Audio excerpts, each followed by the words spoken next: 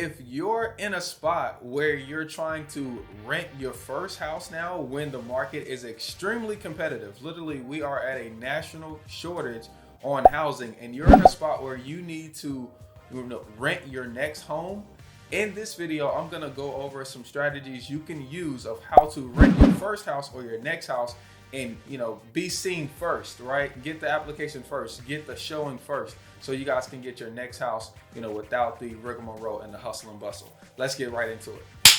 Hey, welcome to the This Is Me Taking Action YouTube channel. It's your boy Sawan Belcher. I'm a full-time real estate investor and here in Greensboro, North Carolina, and I love renting out properties. And this week we actually got a new tenant that moved in one of our houses on Willow. It was just like an aha moment, like how does this young lady make the connection with me, right, to rent one of my houses versus the other 20, 30, 40 other people that call me every week to rent houses from me.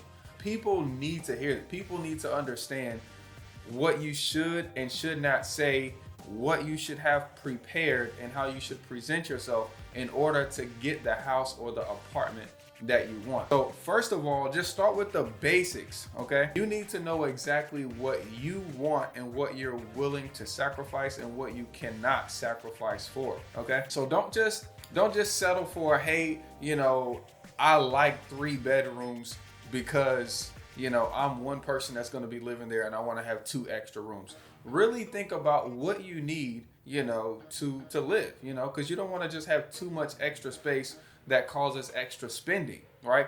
When it comes to housing as it relates to being a tenant is your water bill, your Duke energy bill. And if you have all of this space, you're not just gonna fill it up with Target items. Be sure you sit down and say, here is a needs. This is what I have to have. I have to have this amount of rooms. I have to have, this amount of bathroom or this kind of bathroom.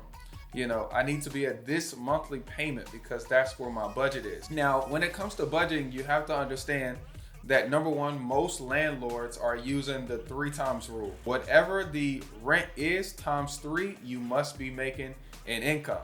Okay, that brings up another point that you should always have proof of income. We're entrepreneurs, right? If you're watching me, you're probably an entrepreneur, right?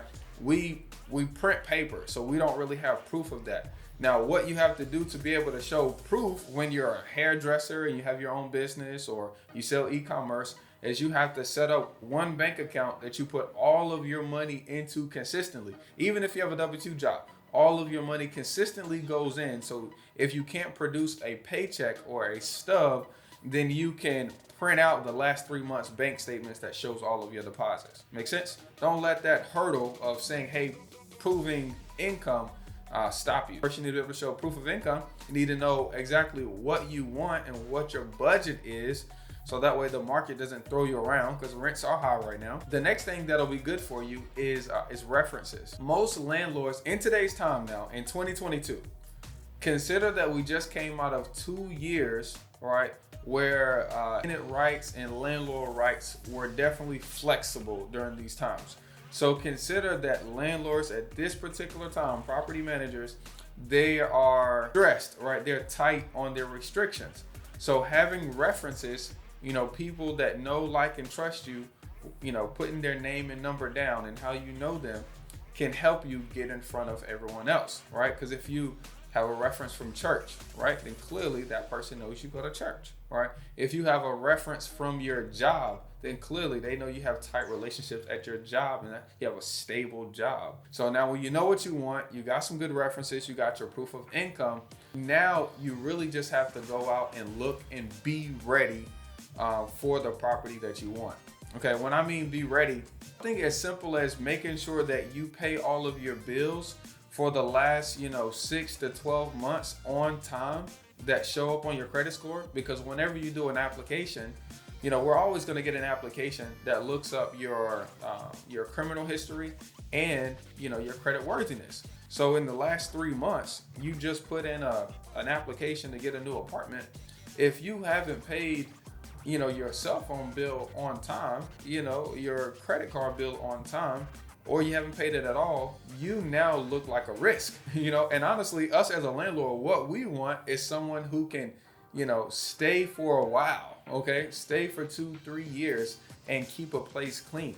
So when you have good credit, or when you have good credit worthiness, or at least a repetition of good financial habits over the last 6 to 9 months, that looks like you're going in the right direction for a landlord or property manager to consider you first. Okay, I believe that renting right now is definitely gonna continue to go up. I mean, we're definitely seeing it. So please, please, please, as you're going out looking for your next place, to actually take some of this and use it. Okay, now this is the last cherry on the top that I'm gonna say. If you want to set yourself up, if your plan is to rent a house or apartment for any amount of time in order to save money to buy your house, you need to have I call it like a exit. You need to have an exit strategy.